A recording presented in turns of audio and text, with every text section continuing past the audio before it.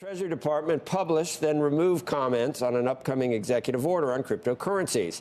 The prices jumped on that release, and now the details of the actual executive order are out. And even you can remove it, Elon. It's like when I delete a tweet. You know, when I think better of something, someone's got it already. It's like too late. You know, once you've done it, you've done it. And I saw the executive order, and it was like, you know, exactly what you would have thought.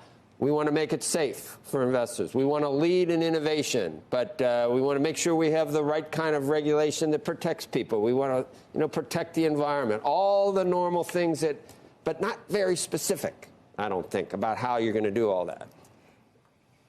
Right. What they're saying is that this is responsible innovation. President Biden will sign this executive order today, calling for just that in the crypto industry. The White House is directing a government-wide audit of the risks and potential benefits focused on a list of 6 key priorities. And those are consumer and investor protection, financial stability, illicit finance, U.S. competitiveness, equity and inclusion, and a host of other factors like privacy, security, and climate. Now, Treasury is tasked with developing policy recommendations for the industry, as well as issuing a report on the future of money and on payment systems.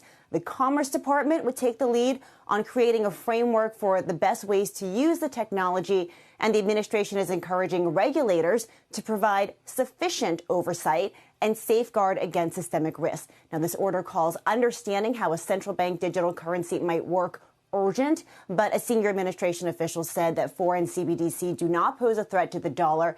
The White House said that they were having extensive engagement with the industry before announcing this directive. And in fact, they started calling those weekend meetings Crypto Sundays. So as you mentioned, the initial response to the inaccurately posted or incorrectly posted Treasury statement was positive. But now that folks can dig through the details, we'll see if that sentiment holds. It just seems like we've got a panel that's going to consider creating a study to study eventually how to do this with crypto. Here's the things we want to do, but it's short on specifics. But it seemed friendly. It seemed friendly, though. Right. It didn't have to go this way. I mean, I think you're right. This doesn't have a whole lot of teeth. It punts on, you know, the really controversial question of who regulates what and how. So there's a lot of turf battles happening within the federal government. But when you look at something like a year ago, the executive order on competition, you know, that clearly started with the theory that corporate consolidation was, you know, harming consumers and that the administration needed to take action on it.